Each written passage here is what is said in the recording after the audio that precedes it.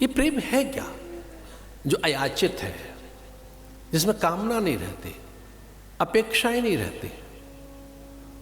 और जहां अपेक्षाएं हैं, जहां कामनाएं हैं, जहां स्पृहाएं हैं, जहां ऐषणाएं हैं, जहां हित सिद्धि है, स्वार्थ पूर्ति है, जहां सुख की कामना है, उसे प्रेम नहीं कहेंगे।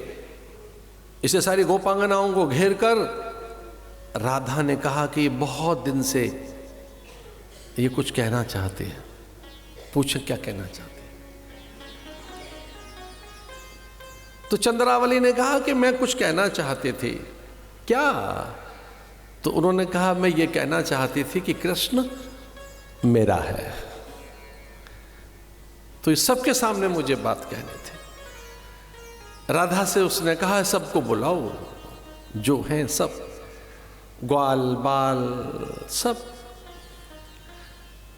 सब मंजरियां, सब प्रभाएं, नलिनी कमलिनी रंगवणी मुकुलिका, सब देवांगनाएं जो थी वो सब ग्वाल बाल।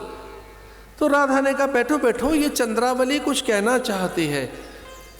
और जो बहुत गोरी थी, बहुत सुंदर थी, जो स्वयं महादेवी थी, जो राधा की सिद्धि के लिए आई थी।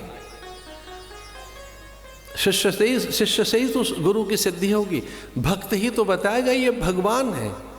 और ध्यान से सुनो, भगवान ने तो कभी नहीं कहा मैं भगवान हूं, भक्त ने ही तो कहा कि ये मेरा भगवान है। गुरु तो कभी नहीं कहता मैं गुरु हूं, शिष्य ही तो कहता है ये मेरे गुरु हैं।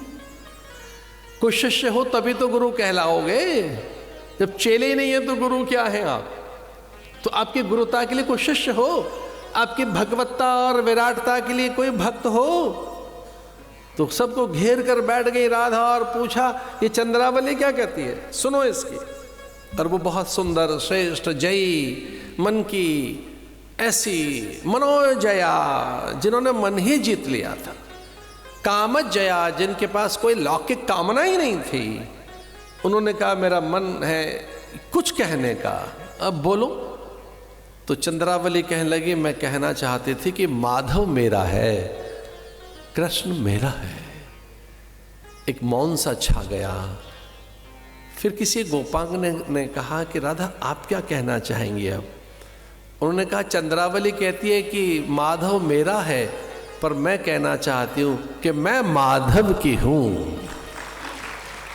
माधव तो सबका है, कृष्ण तो सबका है, मैं माधव का।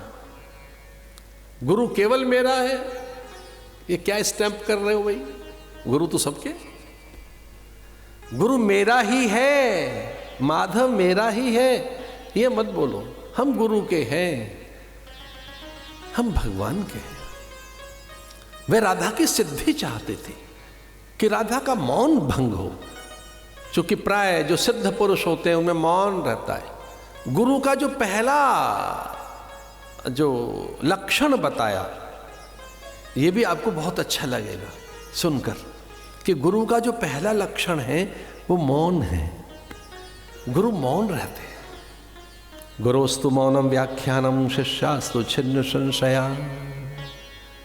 गुरु कहते ही उन्हें जो प्राय मौन रहते हैं, वो बहुत कम बोलते हैं, और अगर बोल रहे हैं तो आपके कल्याण के लिए बोल रहे हैं, आपके उद्धार के लिए बोल रहे हैं। अगर बोल रहे हैं तो आपके पुण्य बुलवा रहे हैं, बोल रहे हैं तो परिस्थितियां हैं, अन्यथा तो आकाश जैसा मौन गुरु में बताया। हमारे महापुरुषों के लक्षणों की चर्चा करते हुए शास्त्र कहते हैं कि गुरु प्राय मौन, गुरोस्तु मौनम व्याख्यानम। गुरु के तो मौन व्याख्यान रहते हैं। राधा बोली ही नहीं, बहुत कम बोली। ब्रह्मणी बहुत कम बोली है। जिनमें प्राय मौन रहता है वो लक्ष्मी जी हैं। लक्ष्मी कभी नहीं बोलती, वो तो करके दिखाती है।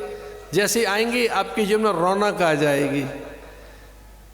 बोलती तो सरस्वती हैं, लक्ष्मी कहाँ बोलती है? और अगर वो भी मौन हो तो अभिव्यक्त क्या होगा? जो बोलने का कार्य है वो मां सरस्वती का है। राधा का मौन भंग हुआ। उन्होंने कहा मैं माधव की हूं, हम भगवान के। ये प्रेम होना चाहिए। फिर हम उनके हैं तो फिर हम समर्पित रहें।